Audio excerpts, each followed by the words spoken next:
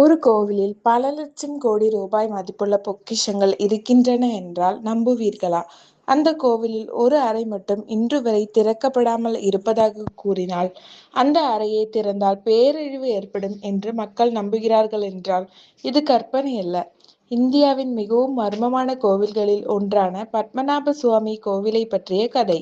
ஆனால் இந்த வீடியோவில் சமூக வலைதளங்களில் பரவும் வதந்திகளை அல்ல, வரலாற்று உண்மைகளையும் மக்கள் நம்பிக்கைகளையும் தனித்தனியாக பார்ப்போம். ஸ்ரீ பத்மநாப சுவாமி கோயில் கேரள மாநிலத்தின் தலைநகரான திருவனந்தபுரம் நகரில் அமைந்துள்ளது.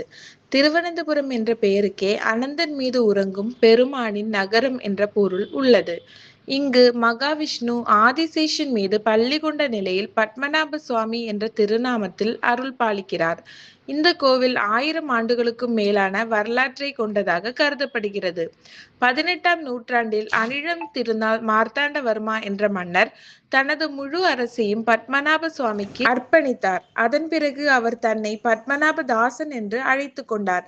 அந்த நாளிலிருந்து திருவிதாங்கூர் அரச குடும்பம் தங்களை கோவிலின் உரிமையாளர்களாக அல்ல, இறைவனின் சேவகர்களாகவே கருதும் மரபு தொடர்கிறது. 2011ஆம் ஆண்டு இந்திய உச்சநீதிமன்றத்தின் மேற்பார்வையில் கோவிலின் சில நிலவறைகள் ஆய்வு செய்யப்பட்டன. அவற்றில் கண்டெடுக்கப்பட்டவை தங்க கிரீடங்கள், வைர ஆபரணங்கள், தங்க சிலைகள், ஆயிரக்கணக்கான தங்க நாணயங்கள், பழமையான நகைகள், வரலாற்று மதிப்பு மிக்க பொருட்கள்.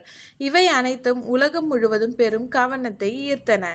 கோவிலில் பல நிலவறைகள் இருந்தாலும் நிலவறை பி மட்டும் திறக்கப்படவில்லை. இதை பற்றி பல கதைகள் பரவுகின்றன. நாகபந்த மந்திரத்தால் பூட்டப்பட்டுள்ளது, கதவை திறந்தால் பேரழிவு ஏற்படும், உள்ளே தெய்வீக சக்தி பாதுகாக்கிறது என்றெல்லாம் கூறப்படுகிறது. ஆனால் இவற்றுக்கு உறுதியான வரலாற்று அல்லது அறிவியல் ஆதாரங்கள் இல்லை. உண்மையில் நிலவறை பி ஏன் திறக்கப்படவில்லை என்பது நிர்வாகம், மரபு, மத உணர்வு மற்றும் சட்ட ரீதியான காரணங்களுடன் தொடர்புடையது. அதன் உள்ளே என்ன இருக்கிறது என்பது அதிகாரப்பூர்வமாக வெளியிடப்படவில்லை. சமூக வலைதளங்களில் நீங்கள் கேள்விப்பட்டிருக்கலாம், உள்ளே சாபம் உள்ளது, பாம்புகள் காவல் காக்கின்றன, கதவை திறந்தவர்கள் இறந்து விட்டார்கள். இந்த கதைகளுக்கு நம்பகமான ஆதாரங்கள் இல்லை. அவை பெரும்பாலும் வதந்திகள் அல்லது மக்கள் நம்பிக்கைகளாகவே கருதப்படுகின்றன.